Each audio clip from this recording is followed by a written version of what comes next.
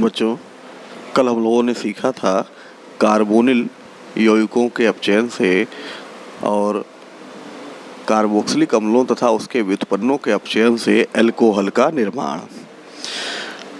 तो आज उसी में छोटा सा और है कि जब याद रखने की चीज़ें हैं, जब कार्बोनिल यौगिकों का अपचयन, यहाँ कार्बोनिल में हम कार्बोक्सिलिक अम्ल भी ले सकते हैं, ठीक है। तो कार्बोनिल यौगिक हो या कार्बोक्सिलिक अम्ल हो, जब उनका अपचयन हम अल्कोहल और सोडियम C2H5OH के साथ कराते हैं, तब इस अपचयन को ब्रूवो ब्लांक अपचयन कहते हैं।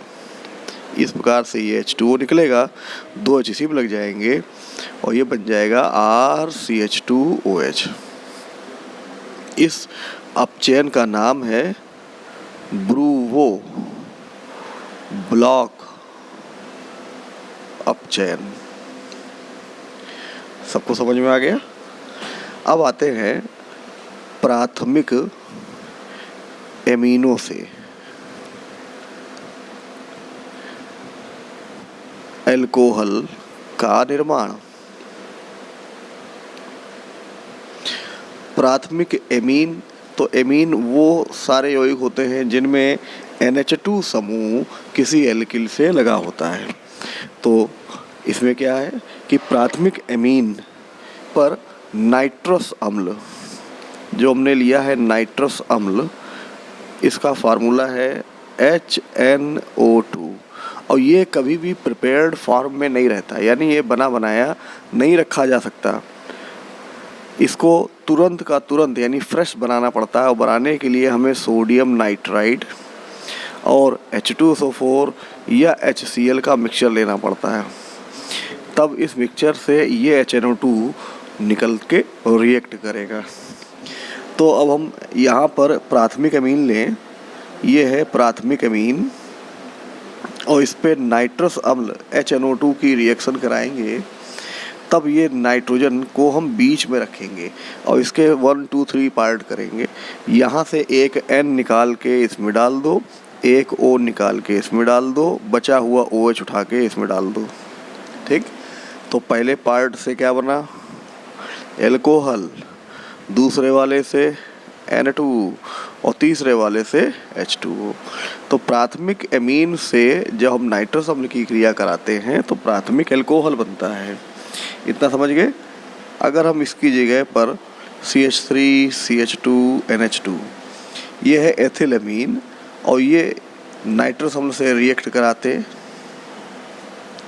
फिर वही तरीके से NO इस प्रकार से हम बनाते, तब यह बन जाता CH3 CH2OH ethanol N2 plus H2O। इसे कहेंगे एथेनॉल। इतना समझ गए? अब हमने एथिल एमीन ले लिया। यदि अगर हम मेथिल एमीन लेते, यानी ये ध्यान रखना है, ये आपका नोट भी समझ लीजिए कि इस क्रिया में मेथिल एमीन से, यानी किससे? मेथिल एमीन से जब हम नाइट्रस अम्ल की रिएक्शन कराते हैं तब मेथिल नाइट्राइट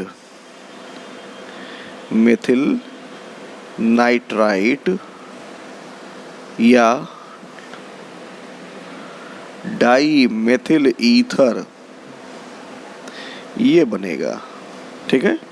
तो पहले हम मेथिल एमीन को लिख लेते हैं, CH3NH2 प्लस HNO2 को हम थोड़ा सा खोल के लिखते हैं, HONO कर लिया और इसके 2 अणु ले लिए HONO।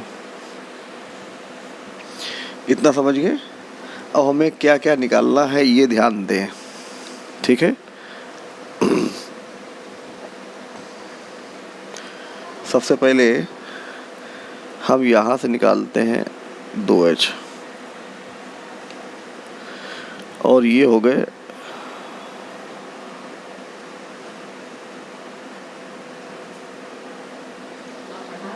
जी। तो ये हमने निकाल लिया 2, 2, 4H, 2 ऑक्सीजन, 2H2O। अब ये वाला N और ये वाला N, ये निकाल लेते हैं N2। अब देखो क्या बच रहा है यहाँ पर, CH3 single bond ONO, O N O। जब इस प्रकार से बंध NO2 का O बंध बनाता है तब ये नाइट्राइट होता है, और जब N बंध बनाएगा तब नाइट्रो हो जाएगा, मेथिल नाइट्राइट। ठीक है। अब अगर हमें मेथिलेमीन ज़्यादा मात्रा में ले ली है तो हम इसके 2 मॉलिक्यूल ले लेते हैं, और 2 ही अणु हमने नाइट्रस अम्ल के लिए हैं। ये देखिएगा 2 अणु नाइट्रस अम्ल के, 2 अणु इसके। हमें निकालना क्या है, इसको प्यारे से ध्यान से देखेंगे तो 2 2 4 HA है। ठीक है। और इस प्रकार से हम यहाँ पर 2 2 4 5 6 हाइड्रोजन और 3 ऑक्सीजन में ले लिए, 1 2 3 ऑक्सीजन आ गए, तो ये बन जाता है 3H2O।